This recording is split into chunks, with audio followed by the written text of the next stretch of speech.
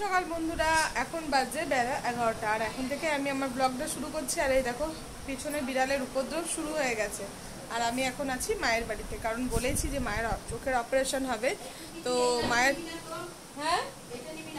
ঠিক আছে, তো মায়ের চোখে যেহেতু অপারেশন হবে, শুক্রবারে ডেট দিয়েছে। বুধবারে হওয়ার কথা ছিল, বাট বুধবারে হয়নি, শুক্রবারে ডেট দিয়েছে। আর বৃহস্পতিবার যেহেতু আজকে, সেই জন্য আমাকে মানে বারবেলার আগে আমি চলে এসেছি। বারবেলার আগে আসিনি, আমি বুধবার রাত্রেবেলাতে এসেছি, কারণ বৃহস্পতিবার আমার শ্বশুর বললো বৃহস্পতিবার যাস না তুই, বুধবার বরঞ্চ রাতেই যা। তো আমি বুধবার রাত্রেবেলাতে মায়ের এখানে এসেছি। আর আজ হচ্ছে বৃহস্পতিবার, শুক্রবার হবে মায়ের অপারেশন। তো সকালবেলায় মায়ের এখানে তো কোনো কাজ আজকে অন্তত নেই। এবার মায়ের যখন চোখটা অপারেশন হবে তখন তো আমাকেই সব কিছু করতে হবে, কারণ মা কিছু করতে পারবে না। আর ঘুম থেকে এই জাস্ট উঠলাম 10:30টার সময়, পুরো মুখটা দেখো বোঝা যাচ্ছে পুরো একদম ফোলা ফোলা। তো আমাদের মানে এইটাই হচ্ছে প্রবলেম, যে হাত পা বিশাল মোটা না, হাত পা পাতলা পাতলা, কিন্তু মুখটা এত ভারী যে এই দুটো ফুললে আমার এইটা ফুলে যায় গলাটা। আবার অনেকে দেখবে অনেক মোটা, 70-80 কেজি ওজন, কিন্তু মুখ কিন্তু ফোলে না। বাট আমাদের একটু হলেই মুখটা ফুলে যায়, আর মুখ ফুললে মানে আমার এই গলাটা ফুলবে। তো এখন জল খাবারও খাইনি, এর জল খাবার খাবো। আর এদিকে বিড়ালগুলোকে দেখো কোন দিকে, মা কোথায় গেল ওরা? হ্যাঁ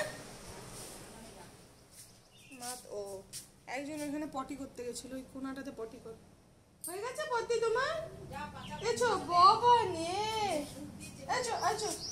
তো এই যে বিড়ালটা কোলে চাপতে খুব ভালোবাসে, আমার কোলে যাবে, বাপির কোলে যাবে, আবার আমার কোলে যাবে। একদিন পেচ্ছাপও করে দিয়েছিল। তো চলো একটু জল খাবার কিছু খাবো না সেরকম, চা বিস্কুটই খাবো, কারণ 11:30 বাজছে, 11:30 না 11টা বাজতে চলবো। তারপরে স্নান টান করবো। চলো তোমরা সঙ্গে থাকো। আর এদিকে দেখো বিড়ালগুলোর খাওয়ার টাইম হয়ে গেছে, এরা তিনজনে অলরেডি খেয়ে চলে এসছে, আর একজন আছে এখনও কুয়োর পাড়ে খাচ্ছে। তো খাওয়ার পর আবার পটি করতেও যায়, সে আবার কুয়োর একটা কোণ আছে, ওই কোণে যায়, ওখান থেকে গিয়ে পটি করে আসে। তো এই হচ্ছে ব্যাপার এদের। তো এখনই মারামারি করছে, এখনই আবার দুজনের মধ্যে এত ভালোবাসা। এই পাতলা বিড়ালটা মোটাটাকে মারছিল, আবার এখন ওকে মাথা চেটে পরিষ্কার করে দিচ্ছে। আর এদের দেখো শোয়ার কেমন অবস্থা, একজনের ঘাড়ের উপর আরেকজন চেপে শুয়ে রয়েছে, এত জায়গা রয়েছে কিন্তু এইভাবে শুবে। দেখতে কিন্তু খুব ভাল লাগে একসাথে এরকম যখন ওরা খেলা করে বা এরকমভাবে যখন শুয়ে থাকে না, আমার খুব ভাল লাগে দেখতে। আর দেখতে দেখতে অনেকটাই বেলা হয়ে গেছে। এদিকে দুপুরবেলায় মা রান্না করেছিল আলু করলা ভাজা, বড়ি ভাজা, পটল ভাজা, টমেটোর ডাল আর পটল পোস্ত, মাছও করেছিল সাথে। দুপুরের লাঞ্চের ভিডিওর পর আমি আর কোনো ভিডিও শ্যুট করিনি। এটা হচ্ছে পরের দিনের ভিডিও, মানে হচ্ছে শুক্রবার, যেদিন মায়ের অপারেশন। তো এখন বাজছে সকাল 7:30, আর মাকে নিয়ে আমি আর বাবা যাচ্ছি হসপিটালে। তো যতই বলো অপারেশন ছোটো হোক বা বড় হোক, ভয় তো একটু লাগেই। তো মাকে আমি সেটাই জিজ্ঞেস করছিলাম, মা তোমার ভয় লাগছে? মা বলছে না আমার ভয় লাগছে না, কিন্তু ভয় সবারই লাগবে, এটা স্বাভাবিক কথা। আর এই রাস্তাটা সকালবেলাতে এতটাই জ্যাম থাকে, মানে অনেক টাইম লেগে যায়। কিন্তু যেহেতু আমরা অনেক সকাল প্রায় 7:30 নাগাদ বেরিয়ে পড়েছিলাম, সেই কারণে অতটা জ্যাম ছিল না, ফাঁকায় আমরা পৌঁছে গেছি। আর দেখো বলতে বলতে আমরা হসপিটালের কাছে চলে এসেছি। তো এই হচ্ছে হসপিটালটা, সার্ফসাইট হসপিটালটার নাম। তো খুবই ভালো হসপিটাল, এখানকার ফ্যাসিলিটি খুব ভালো। আর আমরা যখন পৌঁছেছি তখন কোনো দোকানপাট কিছুই খোলা ছিল না, শুধু হসপিটালই খোলা ছিল। আর হসপিটালের ম্যানেজমেন্ট, তারপরে সবার ব্যবহার এতটাই ভালো যে তোমরা বিশ্বাস করবে না, ওখানে যতক্ষণ না পর্যন্ত যাবে। এর আগে আমার শাশুড়িও গেছিলো, উনিও বলেছেন যে ওইখানকার সবার ব্যবহার খুব ভালো। সত্যিকারের আমার মাকে নিয়েও গেলাম, আমাদের কোনো কিছুই করতে হয়নি, আমরা শুধু ওখানে গিয়ে মায়ের ওয়েট করছিলাম যে কখন মা অপারেশন হয়ে বেরিয়ে আসবে। আর যা টাকা পয়সা যেটা দিতে হয় সেইটুকু প্রসিডিওর ছিল। আর আদারওয়াইজ ওরা একদম নিজের দায়িত্ব করে ওরা নিয়ে গেছে, নিজের দায়িত্ব করে আবার পৌঁছে দিয়ে গেছে। আর ব্যবহার বলে প্রত্যেকটা মানুষের ব্যবহারই খুবই সুন্দর, মানে মা ছাড়া কথাই বলে না। তো চলো এদিকে আমরা লিফটে চেপে গেছি, আর 4 তলায় ছিল হসপিটালটা। মাকে আমি এখানে বলছি তুমি চিন্তা করো না, তোমার চোখে একটা সুই ফোটাবে, আর সুই ফোটানোর সাথে সাথে তোমার অপারেশনটা হয়ে যাবে।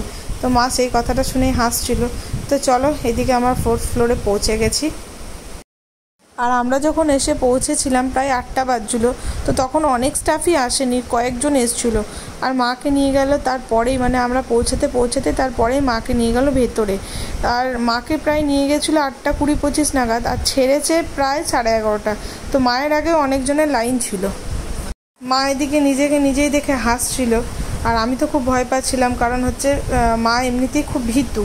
কিন্তু যাই হোক মায়ের সেরকম যন্ত্রণা কিছু হয়নি, ওই চোখটা হালকা বালি যেমন ঢুকলে কিরকির করে ওই রকমই কিরকির করছিল। এইদিকে মাকে ঘরে নিয়ে চলে এলাম, এখন বাজছে 11:40। তো অনেকজনেরই আজকে ভিড় ছিল, প্রায় মায়ের আগেও 9-10 জন ছিল। তো সেই কারণে মাকে 8:30টায় ঢুকিয়েছে আর বার করেছে 11:35-এ। তো এখানে মা শুয়ে রয়েছে। এখন মাকে বলেছি তুমি এখন চোখ বন্ধ করে কান বন্ধ করে চুপচাপ শুয়ে থাকবে, যেটা পারে না করতে। সেই যে বিড়ালগুলোর জন্য চুপ থাকতে তো পারেই না, কিন্তু তবুও মানে একটু কথা জোরে কথা বললে পরে চোখটাতে টান পড়ছে। তো সেই কারণে বললাম কোনো কথাই বলো না, এখন তুমি চুপটি করে থাকো। তো এবার বাপির বিসিপ ডিউটি আছে। সানু মাকে আমাদেরকে নামিয়ে দিয়ে সানু বেরিয়ে গেল ওর কাজে। এবার বাবার বিসিপ ডিউটি আছে, বাবাকে খেতে দেবো, খাবার দিয়ে পরে মাকে খেতে দেবো, আর তারপরে আমি স্নান করব। আর জামা কাপড় যেগুলো বেরিয়েছে হসপিটালের ওইগুলো কালকে আরেকবার চেক আপে যেতে বলেছে, ওইখানে একবার দেখিয়ে আসবো, তারপরে গিয়ে ওগুলো সব কেচে দেবো। আর এই যে ওষুধের পুরো পোটলা, মানে আমি পরীক্ষার সময় পড়া তো মুখস্থ করিনি। এখানে আই ড্রপ যেইভাবে দিতে বলেছে, কত ঘন্টা পর পর, ক মিনিট পর পর, তো অ্যালার্ম সেট করে রাখতে হবে, কারণ এমনিতেই তো ভুলে যায়। তো এখন দেখি অ্যালার্ম দিয়ে রাখি। 3টের সময় বলেছে, এই যে পট্টিটা আছে, 3টের সময় পট্টিটা উপর দিক থেকে নিচের দিকে নামাতে হবে, তারপরে গিয়ে ওখানে ওইটাতে চোখের মধ্যে আই ড্রপ দিতে হবে। তো 1.5 ঘন্টা পর পর একটা আছে, মানে আজকে 6 বার দিতে হবে। দেখি 6 বার কীভাবে হিসাবে, ওরা বললো হয়ে যাবে, দেখি 1.5 ঘন্টা পর পর কী হিসাবে হয়। 3টে থেকে ড্রপ দেওয়াটা শুরু হবে। তো চলো আমি এবার বাপিকে খেতে দিই, কারণ বাবার বিসিপ ডিউটি আছে। আর কি এইদিকে দেখো সবগুলো খাটের তলায় ঢুকে রাম, দেখো দেখো দেখো দেখো দেখো দেখো দেখো। চলো এরাও মানে পুরো একদম বুঝে গেছে যে ঘরের যে মালকিন আছে সে এখন অসুস্থ আছে, আমরা পুরো রাজত্ব করছি। আর বাইরে প্রচুর গরম। আর একটা বাথরুমে চলে গেছে, দেখছো কত বদ, এই বাঁধুরা আছে। তো চলো তোমাদের সাথে আবার পরে কথা হচ্ছে।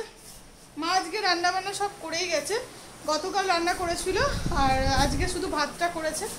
তো সেই জন্য আমাকে আজকে কিছু করতে হবে না, বিকেলবেলা থেকে করব। কিন্তু সকালে সব কাজ মা যতটা পেরেছে মানে সমস্ত কিছু করে দিয়ে গেছে, যে জানে মেয়ের কষ্ট হবে। তো এই হচ্ছে মা, যে মেয়ে একটু কষ্ট করলেই হেডেক হয়ে যায়। আর আমরা যখন খাই আমরা বসে বসে পায়ের উপর পা তুলে খাই। সেই জন্য আমি মাকে এখন বললাম তুই এখন 15 দিন চুপচাপ বসে থাকো, তারপর আমি চলে যাবো 15 দিন পর, তারপর তুমি কাজকর্ম সব করবে। 15 দিন এখন অল্প রেস্ট করো।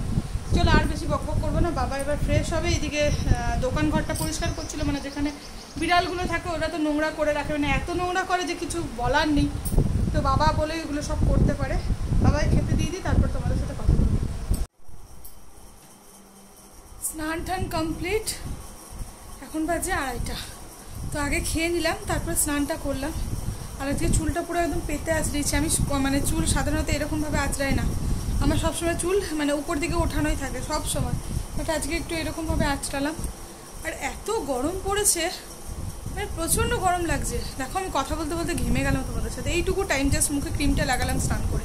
আর আমাদের যেহেতু একতলার ঘরে আরও বেশি গরম। আর আমার শ্বশুরবাড়ি যেহেতু দোতলার নিচে, তো গরমটা মানে আমরা বুঝতেই পারি না, একদমই বুঝতে পারি না। মানে যতক্ষণ একদম এক্সট্রিম লেভেলে গরম না যায়, তাও নিচটা দুপুরবেলা ঠান্ডা থাকে, রাত্রেবেলা একটু ভেপে যায়। কিন্তু মায়ের এইখানে প্রচণ্ড গরম, প্রচণ্ড মানে প্রচণ্ড। তখন 2:30 বাজছে, এই ঠাকুর প্রণাম করবো। ঠাকুর প্রণাম করে মায়ের 3টে থেকে সমস্ত ড্রপ শুরু হবে। তো 1.5 ঘন্টা পর পর দিতে হবে 6 বার করে। তো তার মাঝখানে অনেকগুলো আছে, আর আমি এমনিতেই ভুলে যাই। তো আমি কি করেছি, ফোনে টাইম সেট করে রেখেছি যেন কোনো রকমভাবে কোনো অসুবিধা না হয়। সেই কারণে ফোনে টাইম সেট করে রেখেছি, 3টের টাইমও সেট করে রেখেছি। যদি কোনো কারণে আমি শুলাম বা কিছু আমার চোখটা লেগে গেল, তো 3টের অ্যালার্মে আমি উঠে যাব। আর মা এখন শুয়ে আছে, মা ঘুমোচ্ছে। আর এইদিকে বিড়ালগুলো তো কী উপদ্রব করছিল দেখালামই তোমাদেরকে। তারপরে এখন 3টে বাজছে, এই 12:30 নাগাদ ওদেরকে খেতে দিলাম। তো এখন আর খেতে দেবো না। আর এই মাছগুলো দেখছো, করোনা যখন আসেনি তার আগে থেকে বোধহয় ঝুলছে, এমনি ঝুলেই যাচ্ছে। আমি এইটা মাকে ফেলতেও দেখি না, ওই রকম ইউজও করে না, বাট অমনিই ঝুলছে। তো যাই হোক, এবার 3টের সময় মাকে ড্রপ দেবো। 3টে থেকে ড্রপ দেওয়া শুরু হবে, আসলে টাইমে টাইমে ড্রপ দিতে হবে। আর বিড়ালগুলোকে আবার 3:30 নাগাদ ওদেরকে আবার খেতে দেবো।